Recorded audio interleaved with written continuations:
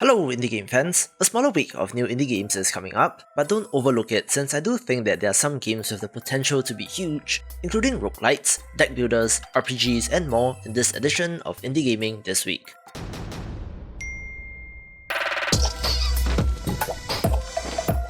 Let's begin with Hellblusser, a first-person roguelite where you play as a prince who travels into hell in order to extinguish it, coming to us from developer Sockpop Collective, who have one of the most interesting business models out there. They seem to be primarily Patreon funded, making a small new game every 2 weeks with the occasional bigger release, and as such, always have something clever up their sleeves.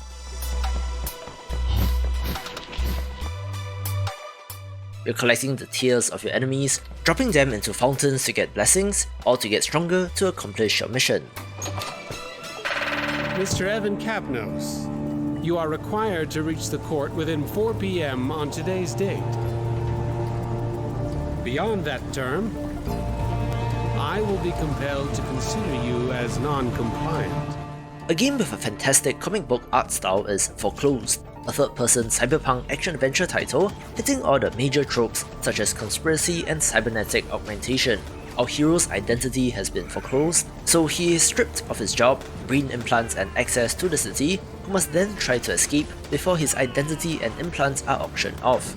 It's such a dystopic setup in line with this genre, so check it out if interested. Have a nice day, Mr. Capnos.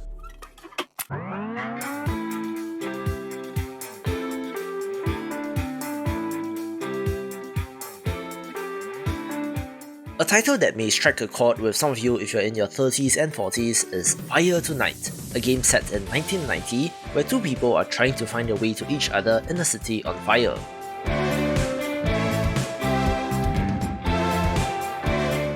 Being in 1990, cell phones were not a thing, and with the fires knocking out landlines, the two characters have no means to communicate, which is where the intrigue comes in. It combines elements of exploration, point-and-click adventure and stealth, but does look like a charming little title.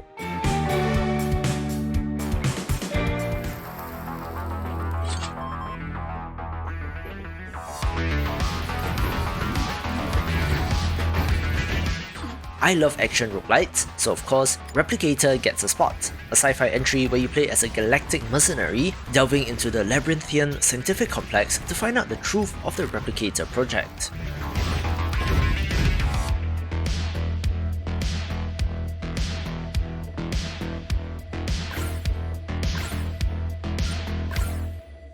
The pixel art is fantastic, not the most high-bit pixel art, but it works, and with 4 playable characters including a space raccoon and what looks like a nice variety of weapons, will be of interest to fans of the genre.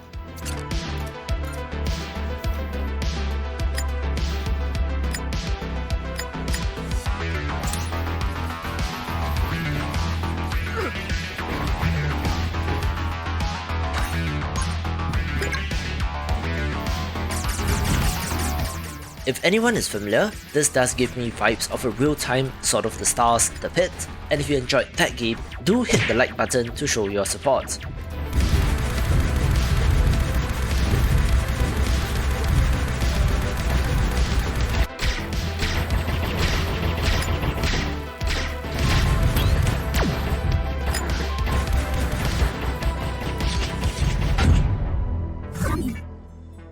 One of the most interesting titles of the week is Atrio the Dark World, coming to us from developer Isto Inc., who is a friend of the channel. Essentially, it's Don't Starve meets Factorial, where you have to defeat and capture monsters, which can then be used in your production line, and for more, I'll leave you to the developer. Store Station 3 and relight the world. Explore the dark and gather resources to kick off your assembly line.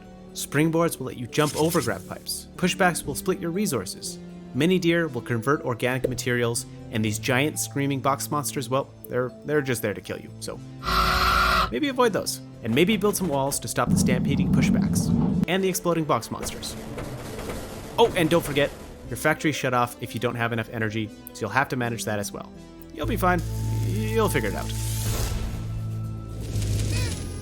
And when you do, you can explore the world to discover the story of Station 3. Just remember, don't get caught out in the dark.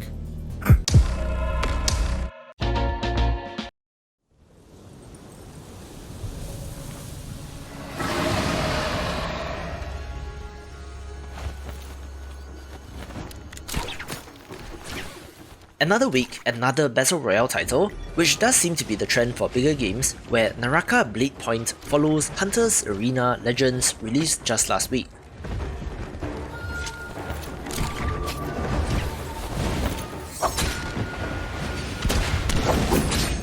However, instead of a 30-player PvPvE experience, this is a 60-person melee-focused entry where you do have a whole bunch of traversal options.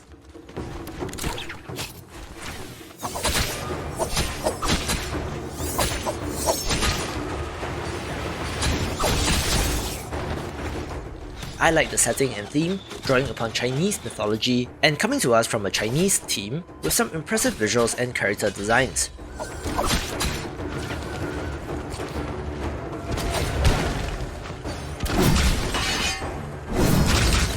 You can even transform into a gigantic warrior, so there are some new ideas in the mix, but the genre is crowded, so let's see how this does.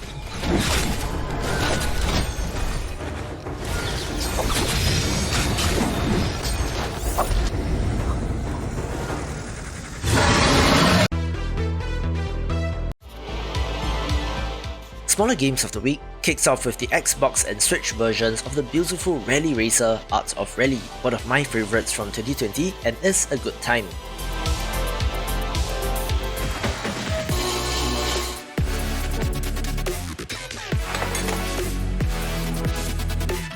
More cars in the mix this week with Car Mechanic Simulator 2021, a series which has been surprisingly popular from one iteration to the next, where the assembly and repair of cars is the main draw, making it one for the grease monkeys out there.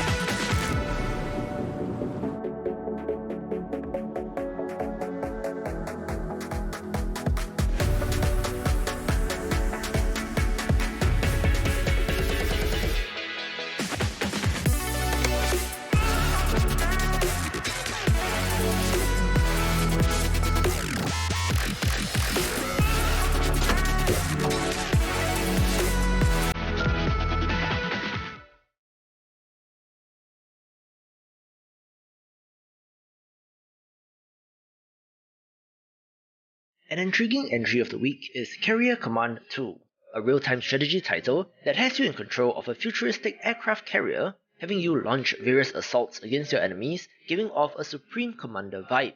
You're also able to take direct control of these units, which is interesting, but even more than that, it comes to us from publisher Microprose Software, who did release games like the original Civilization in 1991. However, upon closer inspection, it's a revived brand after being shut down, just like Atari, but I'm interested to see where they go from here.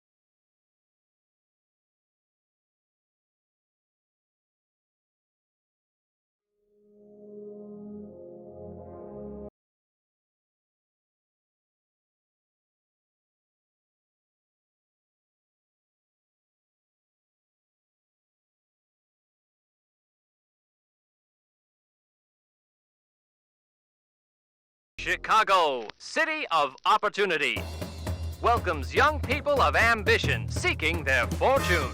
A no-brainer pick of the week is City of Gangsters, a management sim set in Prohibition-era Chicago, where of course you're up to some nefarious activities in order to get rich, committing all sorts of crime in order to do so. Merchandise. Triumph in the race for wealth and prosperity. Do you have what it takes to become our new captain of commerce? Leave your mark on the world. The City of Opportunity is waiting for you.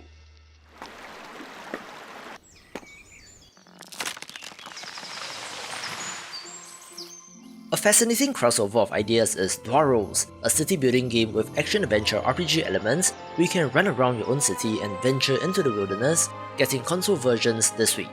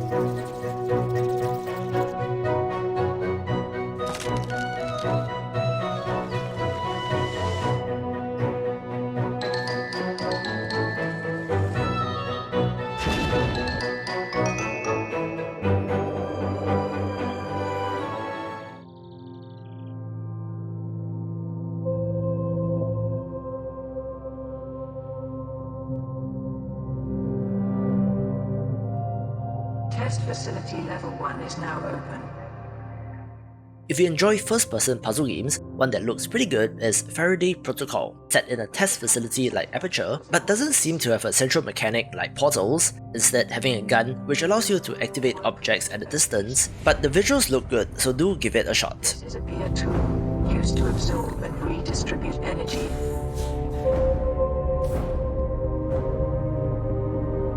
Use it wisely.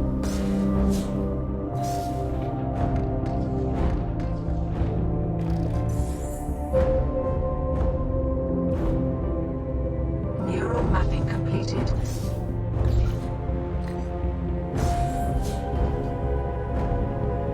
Good luck, recruit. Another impressive cyberpunk title makes the list with Glitchpunk, a top-down twin-stick shooter with a vehicle component where you play as an android bounty hunter, mixing great action with sleek visuals.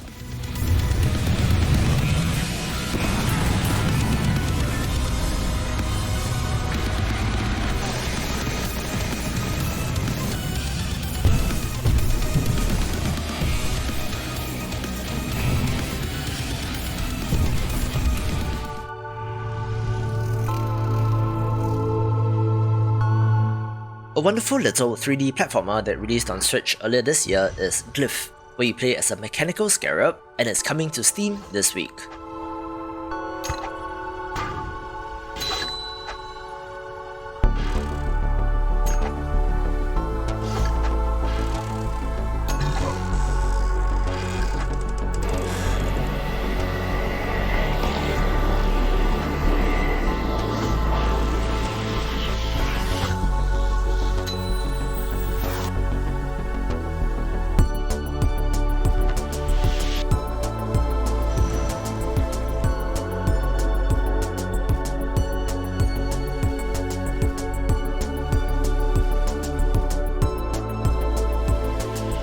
This is Shelmerston, a small but remarkable island in the North Atlantic with a long, strange history. The narrative adventure game I Am Dead impressed in 2020, where you play as a ghost who wants to protect your home island, getting Xbox and PlayStation versions this week.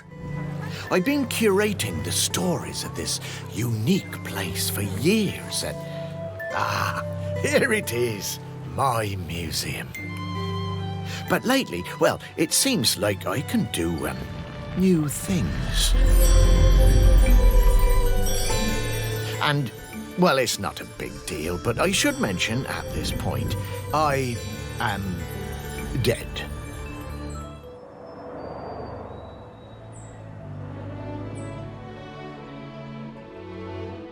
Now hear me out, Lawn Mowing Simulator is the latest in a long line of simulator games, but somehow these tend to be very popular, where the appeal of the game in this particular case is the satisfaction of a well-trimmed lawn looking pretty relaxing in the same way as Power Wash Simulator.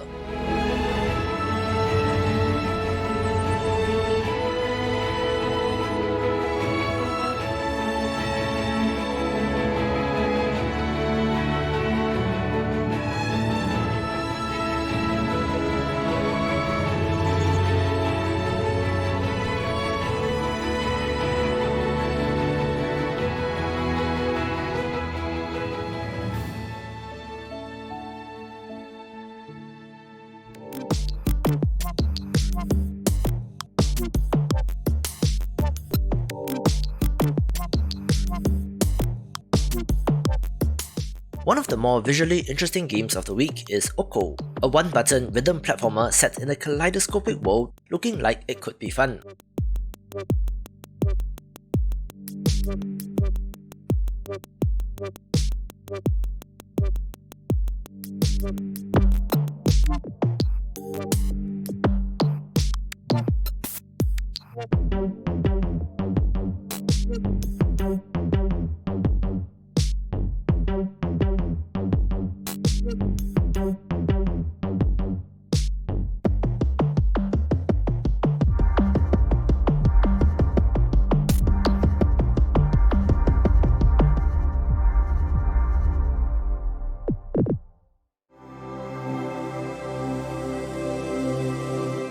As Faraday Protocol was to first-person puzzle games, Seed of Life is to third-person puzzle adventure titles, we're trying to activate the Seed of Light to rekindle the sun, looking like a decent entry into space.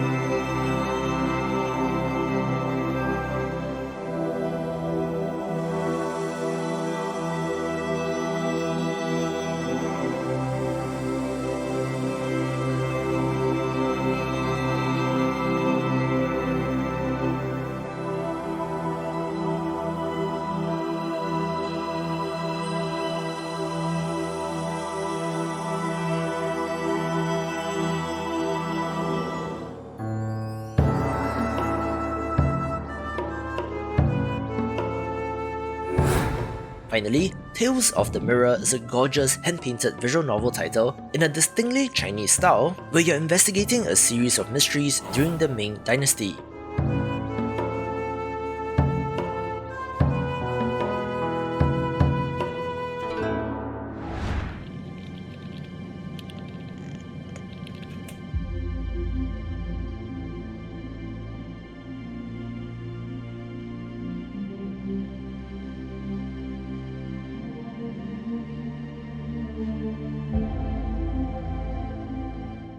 Let's kick off the top 5 with The Plane Effect, one of the most impressive adventure games due to the art style and cinematic presentation.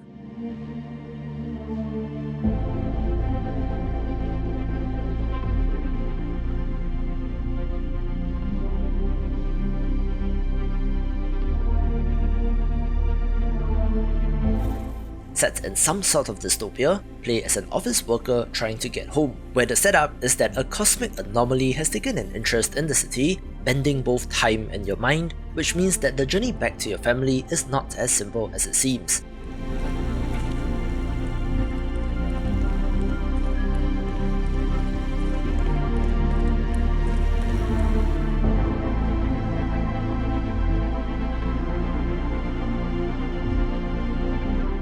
The look of this is very impressive, with an excellently chosen colour palette as well, making this a must-get for adventure game fans.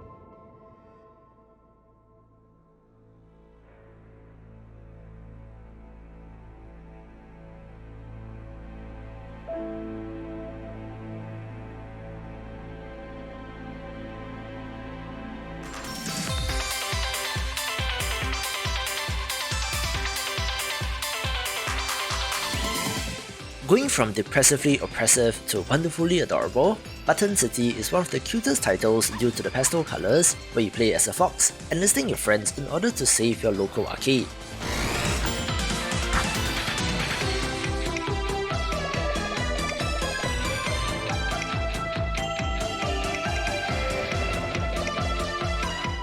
Minigames abound, not only in the in-universe arcade games, but also what appears to be various activities that you can do to raise money for the arcade, making this seem pretty wholesome and wonderful.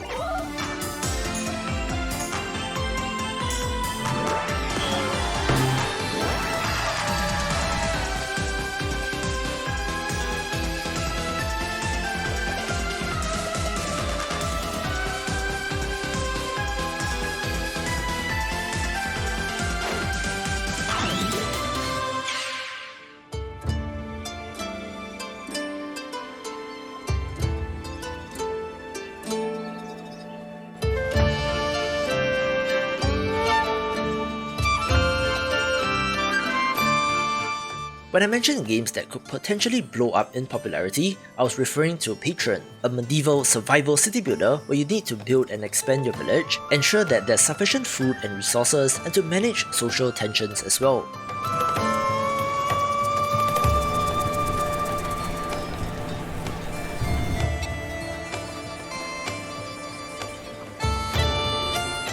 The level of simulation seems impressive, with very natural looking settlements and cities, and does also have what appears to be an extensive research tree that should make it of interest.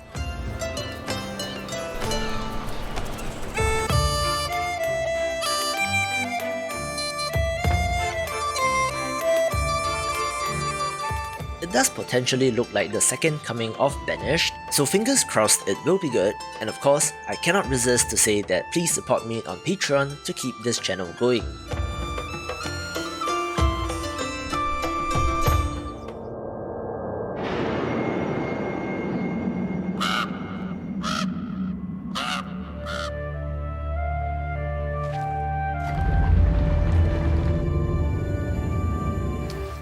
Another potentially huge title of the week is Black Book, a deck-building turn-based RPG where you play as a young girl seeking out the titular Black Book, having to uncover its 7 seals in order to bring back her beloved from the dead.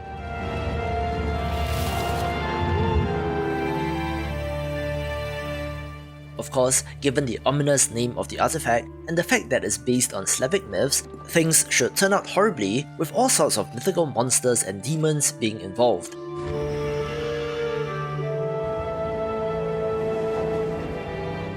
However, that's exactly what makes this entry so intriguing, making it one to pick up.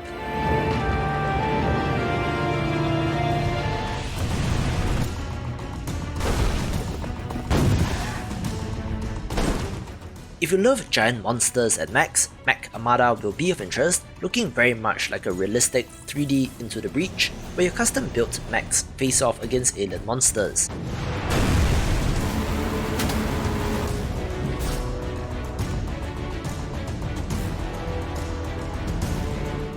It's more scenario focused, with a greater number of units involved at any one time, looking like it has potential, taking the number 1 spot. For more roguelite titles, watch these videos and I will see you after the jump.